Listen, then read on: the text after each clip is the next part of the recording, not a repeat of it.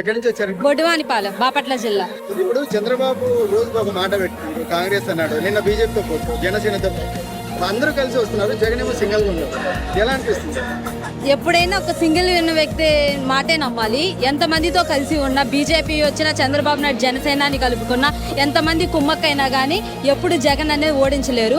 వీళ్ళందరినీ కలుపుకొని ఎప్పుడైనా ఒక సైడ్ వాళ్ళ ఆపోజిట్లో వచ్చినా కానీ దేనికి ఉపయోగం ఉండదు. ఇంతమందితో కుమ్మక్క అవ్వడం అనేది వేస్ట్ పని. ఎప్పుడైనా సొంతంగా తన సదాశక్తితో రావటం అనేదే గొప్ప విషయం. అది జగన్ చేయగలడు, తనే గెలుస్తాడని మా నమ్మకం. ఇప్పుడు చూస్తున్న స్కూల్ గ్రామాల్లో డెవలప్మెంట్ జగన్ ఎలా చేశాడు, ఎలా అనిపిస్తుంది? మేము చదువుకున్నప్పుడైతే గవర్నమెంట్ స్కూల్స్ అనేవి వేస్ట్, అందరం ప్రైవేట్కి వెళ్ళాలనే ఆలోచన ఉండేది. ఇప్పుడు ప్రజెంట్ సిచ్యువేషన్ చూస్తుంటే మాత్రం చాలా మంది గవర్నమెంట్ సైడ్ వెళ్దామని ఆలోచిస్తున్నారు. ఎందుకంటే ప్రైవేట్ స్కూల్తో సమానంగా గవర్నమెంట్ స్కూల్స్ అనేవి ప్రస్తుతం జగన్ పరిపాలనలో ఏర్పాటు జరిగినవి. సో ప్రతి ఒక్కరు జగన్ సపోర్ట్ చేస్తూ ఇలానే జగన్ సీఎం చేయాలని మనస్ఫూర్తిగా కోరుకుంటున్నారు.